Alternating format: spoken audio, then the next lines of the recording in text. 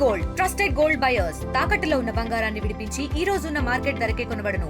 మరిన్ని వివరాలకు సంప్రదించండి 7771077720. Welcome to RTV. ఈ కథనం మిమ్మల్ని కొంచెం కలవరపరిచే అవకాశం ఉంది, ఎందుకంటే ఇది అంత సెన్సిటివ్ టాపిక్.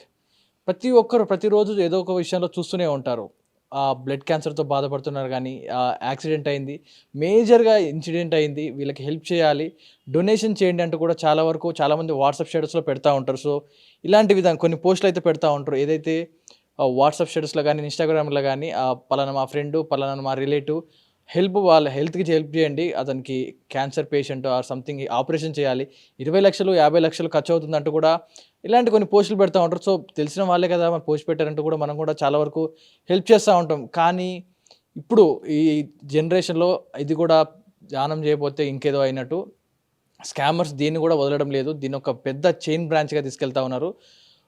ఒక టీమ్ని ఏర్పాటు చేసుకుంటున్నారు. ఏకంగా వర్క్ ఫ్రమ్ హోమ్ ఆపర్చునిటీ అని చెప్పేసి కొంతమందిని హైర్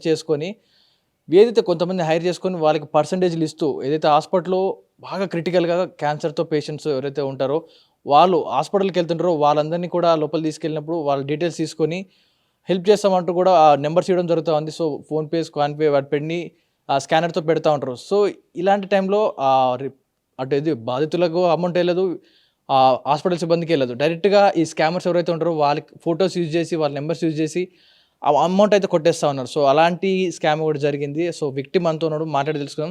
బ్రదర్ చెప్పండి, ఇది ఎలా జరిగింది అంటారు? ఈ విక్టిమ్ ఎలాంటి కేసులో జరిగింది, మీకు ఎలా తెలిసింది అంతా? లాసియా పేషెంట్ పేరు. సింధు హాస్పిటల్ మన బంజారా హిల్స్లో ఉంది. అయితే పాపకి బెడ్ క్యాన్సర్. అయితే వాళ్ళ ఫాదర్ పేరు మాధవులు, నేను వాళ్ళ బ్రదర్ని, దగ్గరగా తెలిసిన వ్యక్తిని, కుటుంబ సభ్యుడిని. అయితే ఇక్కడ జరిగిన ఘటన ఏంటంటే, వీళ్ళు విక్కీ అనే ఏదైతే పర్సన్ ఉన్నాడో ఇట్లా టార్గెట్ పెట్టుకొని, ఏదైతే ఈ క్యాన్సరు లేకపోతే రకరకాల అంశాల మీద హైలీ ప్రొఫైల్ ఎవరైతే ఉంటారో వాళ్ళని, అంటే ఈ పెద్ద రోగాలతో ఇబ్బంది పడే పేషెంట్లు ఏదైతే ఉంటారో వాళ్ళ ద్వారా ఈ డబ్బులు కలెక్ట్ చేయడం లాంటివి చేశాడు. అయితే ఇక్కడ మాకు ఉన్న ఇక్కడ జరిగిన ట్విస్ట్ ఏంటంటే, యాజ్ ఏ పేరెంట్గా మా బ్రదర్కి తెలియదు, యాజ్ ఏ వ్యక్తిగా నాకు తెలియదు. ఇవి సోషల్ మీడియాలో రకరకాల మాధ్యమాల్లో పోస్ట్ పోతూ ఉన్న కొద్దీ మాకేమర్థమైందంటే, ఎవరో మాకు ట్రస్ట్ ద్వారా హెల్ప్ చేస్తారు అని చెప్పేసి మేము ఆశించినాం. మా అమ్మాయి పాప ఇట్లా హాస్పిటల్‌లో చేరింది, కొద్దిగా మనకి డబ్బులు కూడా చాలా ఎక్కువ అయితాయి, బ్లడ్ క్యాన్సర్ అంటే దాదాపు 40-50 లక్షల రేంజ్‌లో అయితాయి, మనకి ఎంతో కొంత హెల్ప్ చేస్తారనే నేపథ్యంలోనే మేము ఉన్నాం. కానీ అక్కడ జరిగిన అంశం ఏంటంటే, ఈ విక్కీ అనే పర్సను ఈ అమ్మాయిల్ని ట్రాప్ చేసి, ఏదైతే స్నాప్‌చాట్ ద్వారా మీకు వర్క్ ఫ్రమ్ హోమ్ ఇస్తాం, దీనికి హెడ్డు జ్యోతి అట, ఆమె ఎవరో కూడా తెలియదు. ఇప్పుడు వరకు మేము ఆ కాల్ ద్వారా మాట్లాడినాం, కానీ వేరే వాళ్ళ ద్వారా మాట్లాడిస్తున్నారు తప్ప ఆమె మాట్లాడట్లేదు. అయితే అక్కడ జరిగిన సారాంశం వాళ్ళు చెప్పింది ఏంటంటే, మీకు ఆడియోలు కూడా ఉన్నాయి, మీకు వినిపిస్తాం. అక్కడ ఏంటంటే, అతను ఆ విక్కీ అనే పర్సను నేను జూనియర్ డాక్టర్నని, లేకపోతే పర్సన్‌కి ఒక్కో రకంగా, నేను లా కాలేజ్ స్టూడెంట్‌నని, లేకపోతే నేను ఏదైతే సర్వీస్‌కి నేను ఒక హెడ్‌నని, ఇట్లా చెప్పుకుంటూ మేజర్‌గా అమ్మాయిలని టార్గెట్ చేసుకుంటూ, ఏదైతే మీరు ₹1,00,000 వసూలు చేస్తే 30,000 ఇస్తాం, లేకపోతే 2,00,000 చేస్తే 60,000 ఇస్తాం, మీరు ఇట్లా గనక ఒక సంవత్సరం వర్క్ చేసుకుంటూ పోతే, మీరు మధ్యతరగతి కుటుంబాలైతే మీకు ఇది శృతి షారున్ ట్రస్ట్ నుంచి, ఏదైతే ఈ ట్రస్ట్ నుంచి ఒక ఐడీ కార్డ్ ఇచ్చి, మీరు మధ్యతరగతి కుటుంబాలైతే మీ అబ్బాయిలకి, అమ్మాయిలు ఎవరైతే పిల్లలు ఉంటారో వాళ్ళకి ఏదైతే ఉందో వాళ్ళకి హాస్పిటల్ ఖర్చులు కానీ, స్కూల్ ఖర్చులు కానీ, స్కూల్ సీట్లు కానీ మేమే ఇప్పిస్తామని చెప్పే స్థాయికి పోయారు. అయితే మేము వాళ్ళతో మాట్లాడింది ఏంటంటే, ఇక్కడ దారుణమైన 2 అంశాలు పెట్టారు. ఆ పోస్టర్‌లో ఏం పెట్టారంటే, పేరెంట్స్ లేరని పెట్టారు. మేము షాకింగ్ విషయం. తర్వాత రెండో అంశం ఏంటంటే, పాప చనిపోయిందని పెట్టారు. పేరెంట్స్ బతికే ఉన్నారు, పాప బతికే ఉంది, కానీ ఈ పేరు చెప్పి డబ్బులు దండుకొని, ఏదైతే వాళ్ళు వ్యాపారంలా ఎంచుకున్నారు, దీన్ని ఒక సేవలా ఎంచుకోలేదు. సమాజంలో ఎంతోమంది నిజమైన వ్యక్తులు ఎట్లాంటి అంశాలకు గురైతూ ఉంటారు. చాలామంది ఈ అంశాలను చూసి హృదయం కరిగిపోయి ఎంతో కొంత దానం చేయాలనుకుంటారు. కొన్ని సందర్భాల్లో ఏంటంటే, నిజమైన వ్యక్తులకు కూడా ఇప్పుడు నిజమైన పేషెంటే హాస్పిటల్‌కి ఫోన్ చేసి, మా బ్రదర్ ఏదైతే ఉన్నాడో ఇది కరెక్టా కాదా అని ఇంకో బ్రదర్ ఫోన్ చేసి కనుక్కున్నాడు హాస్పిటల్‌లో, ఇది కరెక్టా కాదా, పేరెంట్స్ ఉన్నారా లేరా, ఇట్లా ఇవన్నీ వెరిఫికేషన్స్ రకరకాల మెథడ్‌తో ఫిల్టర్ చేస్తే అక్కడ జరిగింది ఏంటంటే, ఏదైతే ఫోన్‌పే నెంబర్లు, ఈ నెంబర్స్ ఏమైతే ఉన్నాయో అవి స్కామర్స్ పెట్టుకున్నారు. స్కామర్స్ పెట్టుకొని ఏం చేశారంటే ఆ ఇన్కమ్‌ని వాళ్ళు యూజ్ చేసుకున్నారు. ఇటు తల్లిదండ్రులకి ఇవ్వలేదు, అటు హాస్పిటల్‌కి ఇవ్వలేదు. దీనివల్ల ఏమైందంటే తల్లిదండ్రులు నష్టపోయారు. అటు చేసిన దాని వల్ల ఉపయోగం లేకుండా అయిపోతుంది. ఇదొక పెద్ద బెల్ట్ లాగా నడిపిస్తున్నారనమాట. రైట్. ఒకసారి చూసుకుంటే ఏదైతే ఆడున్నాడో స్కామర్ పేరు విక్కీ ఒక స్నాప్‌చాట్‌లో మీకు ఆర్‌టీవీలో ఫోటో కూడా చూడొచ్చు అతడిది. స్నాప్‌చాట్‌లో ఇతడు పెట్టే రీల్స్ ఎలా ఉంటాయంటే మీకు చూపించే ప్రయత్నం చేస్తాను. ఏదైతే సేవా దృక్పథం నేనేదో సమాజాన్ని బాగు చేస్తున్నట్టు, నా వల్లనే అంత సమాజం బాగుపడుతున్నట్టు అతడు పెట్టే రీల్స్ ఎలా ఉంటాయంటే మీకోటి ప్లే చేసి చూపిస్తాను. వీడి స్కామ్ ఎలా ఉందో చూసారా? వాడు వాయిస్ ఓవర్ ఇస్తూ ఆ పిల్లల ఫోటోలు యూజ్ చేసుకుంటూ ఫేకా, అబద్ధం అని నమ్మకండి, దానం చేయండి. మీకెంత తోస్తే అంత చేయండి. 10, 20, 100, 1000 ఎంత అంటాడు. ఇలా దండుకుంటా ఉన్నాడు. ఈ స్కామర్ ఎవరైతే ఉన్నాడో ప్రతి ఒక్కటి కూడా రీల్ పెడతా ఉన్నారు. సో, బ్రదర్ ఇది ఎప్పుడు అంటే మీకు తెలిసినప్పుడు అతనితో మాట్లాడే ప్రయత్నం చేశారా? ఆ నంబర్‌లో ఫోన్ చేసినప్పుడు వాళ్ళేం మాట్లాడారు? ఆ నంబర్‌లకి ఫోను చేసి మేము ఎలా మాట్లాడామంటే, మేమేదో డొనేట్ చేయబోయే వ్యక్తుల్లాగే మాట్లాడాం. ఏం మాట్లాడామంటే, "ఈ హాస్పిటల్ నిజంగా ఉందా? లేదా?" అని ఫస్ట్ వెరిఫై కాల్ లెక్క హాస్పిటల్‌కి ఫోను చేసి తల్లిదండ్రులు ఉన్నారా? లేదా? అన్నట్టు కాల్ చేసి వెరిఫై మెథడ్ అంతా అయిపోయింది. అయిపోయిన తర్వాత ఈ స్కామర్ల నంబర్‌కి ఫోను చేసింది. ఫోను చేసిన తర్వాత ఆమె ఎత్తకుండా ఆమె పక్కన ఎవరైతే ఈ పార్ట్ టైమ్ జాబ్ చేస్తున్నారో ఇట్లా వీళ్ళని తీసుకున్నారు. అయితే ఇక్కడ మెయిన్ ట్విస్ట్ ఏంటంటే, పని చేసే వాళ్ళకి గూడా తెలీదు. మేము మేము ఇట్లా వాళ్ళకి స్కామర్స్‌గా ఉపయోగపడుతున్నాం. అంటే దోచుకొచ్చే వ్యక్తులా ఉపయోగపడుతున్నాం అనే వ్యక్తులకి ఎక్కువ ఏ అమ్మాయిలైతే ఉన్నారో మేము సేవ చేస్తున్నాం. వాళ్ళు మాకు సాలరీలు ఇస్తున్నారు. వచ్చే దాని ద్వారా అనుకుంటున్నారు గానీ, ఒక సిస్టమ్ అనుకుంటున్నారు గానీ, వీళ్ళు దోచుకునే డబ్బులతో ఇస్తున్నారని తెలియట్లేదు. అయితే మేము మాట్లాడిన తర్వాత ఏమని చెప్పేసానంటే, మేము ఫండింగ్ చేయబోతున్నాం. అయితే వీళ్ళకి తల్లిదండ్రులు ఉన్నారా? లేదా? అని అడిగినాం ఫస్టు. లేరని జెప్పారు. పాప బతికుందా? లేదా? అని జెప్పేసి అడిగినాం. చనిపోయిందని జెప్పారు. చెప్పిన తర్వాత మేమేమన్నామంటే, "మీరు పిచ్చి పిచ్చి డ్రామాలు జేయొద్దు, తమాషాలు జేయొద్దు. మేము ఆల్రెడీ ఫాదర్‌తో మాట్లాడినాం. మేము ఇప్పుడు మీకు ఫాదర్‌తో మాట్లాడిపియాలంటే మాట్లాడిపిస్తా" అంటే అతనేమంటాడంటే, "ఫాదర్ ఉన్నాడు.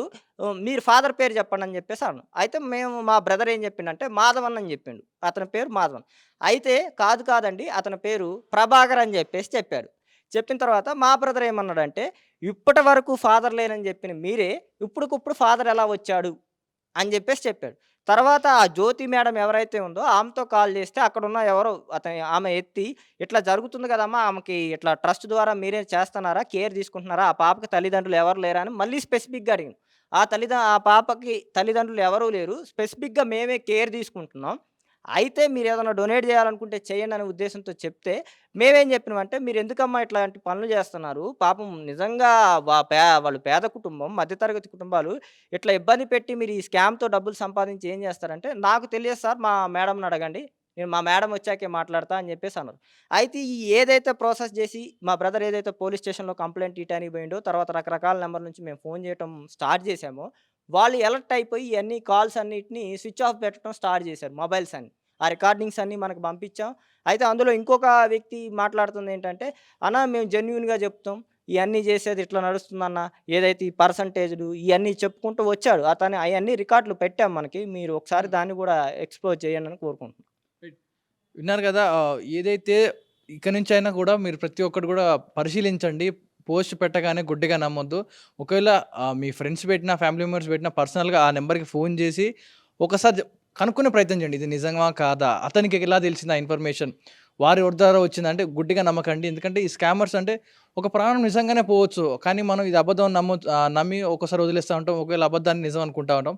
సో, ఒకటికి 4 సార్లు చెక్ చేసుకోండి. గుడ్డిగా పేమెంట్ చేయొద్దు. ఎందుకంటే ఇలాంటి స్కామర్లు వీళ్ళు బతికేదే ఈ స్కాములు చేసుకుంటా కాబట్టికి మనం అలర్ట్‌గా ఉంటేనే ఈ స్కాములు రాకుండా ఉంటాయి. సో, ఏమంటారు బ్రదర్ ఫైనల్‌గా పోలీస్ స్టేషన్‌కెళ్ళినప్పుడు ఏం చెప్పారు? ఎలాంటి కంప్లెయింట్ తీసుకుంటున్నారు?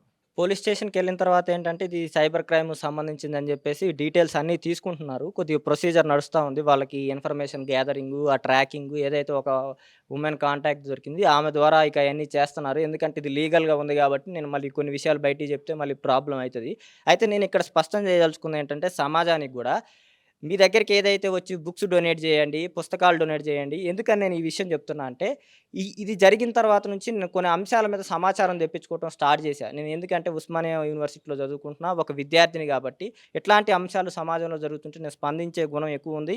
దానివల్ల నేను ఒక అంశాన్ని చెప్పదలుచుకుంటుందేంటంటే, ప్రేక్షకులకి, సమాజంలో ఉన్న వ్యక్తులకి ఏదైతే ఈ పుస్తకాలు ఇవ్వటం, లేకపోతే ఏదైతే బియ్యం ఇవ్వటం, బట్టలివ్వటం ఇట్లాంటివన్నిటిని ఏం చేస్తున్నారంటే ట్రస్ట్‌లు పేరిట చెప్పి అది విద్యార్థులకు అందకుండా ఏదైతే అక్కడ నిరుద్యోగులు అని అది విద్యార్థులు అని చెప్తున్నారో, ఏదైతే అనాథ పిల్లలు అని చెప్తున్నారో, ఏదైతే రకరకాల ఏరియాల నుంచి తీసుకొచ్చి ఏదో చెత్త ఏరుకునే పిల్లలు అని చెప్పు రకరకాల పిల్లల్ని తీసుకొచ్చారో వాళ్ళకి అందట్లేదు. వాళ్ళు ఏం చేస్తున్నారంటే ఫుట్పాత్ల మీద తీసుకొచ్చి అమ్ముతున్నారు అనే విషయం కూడా ఇటీవల బహిర్గతం అవుతున్నాయి. అయితే నేను సోషల్ మీడియాలో నేను చెప్తున్నా ఏంటంటే, నేను యువతకు అందరికీ ఈ ఒక ఒక నినాదం ఇస్తున్నా, ఒక పిలుపునిస్తున్నా. ఎట్లయితే డ్రగ్స్ విషయంలో సేవ్ ఫ్రమ్ ది డ్రగ్స్ అని క్యాంపెయినింగ్ చేస్తున్నారో, ఇట్లాంటి స్కామర్స్ బారిన పడకుండా ఏదైతే నిజమైన ఈ పేదలుంటారో, నిరుపేదలుంటారో, పేషెంట్లుంటారో, మధ్యతరగతి వ్యక్తులుంటారో, వాళ్ళు నిజమైన లబ్ధి పొందే విధంగా ఈ స్కామర్ బారి నుంచి బయటపడే విధంగా సోషల్ మీడియాలో బలమైన క్యాంపెయిన్ చేయాలి. ఈ సోషల్ మీడియాలో రీల్స్ షేర్ చేసుకోవటము, ట్రెండింగ్ చేయటము లాంటి ప్రధాన అంశాలు కావు. ఎందుకంటే మీ రీల్స్ షేర్ చేసేవాళ్ళు కూడా పేదరిక కుటుంబంలో ఉన్నారు, మధ్యతరగతి కుటుంబం నుంచి ఉన్నారు. మీరు కూడా సేమ్ ఏదో ఒక రోజు నేననేది ఏంటంటే, ఈరోజు మన ఇంట్లో జరగకపోవచ్చు. ఏదో ఒక రోజు మన బాబాయికో, లేకపోతే రకరకాల అంశాలు ఇప్పుడు ఇటీవల కిడ్నీలు ఫెయిల్ అవ్వటం, లేకపోతే లివర్‌లో డ్యామేజ్ అయ్యటం, ఇట్లాంటి అంశాల ద్వారా డబ్బులు అనేక రకంగా ఇదేంటంటే వ్యవస్థలో ఒక ఇప్పుడు సమాజంలో మనుషులకి మానవతా కోణం ఉంది అని ఇంకా బతికుందనేది చెప్పేసి ఈ డబ్బులు సెండ్ చేయటం అనేది తార్కాణంగా కనపడుతుంది. కానీ ఈ పరిస్థితులు బయటకొచ్చే కొద్దీ ఏంటంటే, నిజమైన పేషెంట్‌లకు కూడా నిజమైన ఏదైతే కుటుంబాలు ఉంటాయో వాళ్ళకి లబ్ధి జరగదని చెప్పేసి ఇట్లాంటి ప్రాసెస్‌ల వల్ల జరుగుతుంది. అందుకే నేను యువతకి పిలుపునిస్తుంది ఏంటంటే, ఇట్లాంటి అంశాలను బలంగా మీరు సోషల్ మీడియాలో క్యాంపెయిన్ చేయండి. బలంగా చేయండి. దీనివల్ల ఏంటంటే నిజమైన లబ్ధిదారులకు ఉపయోగం జరిగిద్ది. దీన్ని ఒక ఉద్యమంలా ముందుకు తీసుకెళ్లాలని కోరుకుంటూ విజ్ఞప్తి చేస్తున్నా.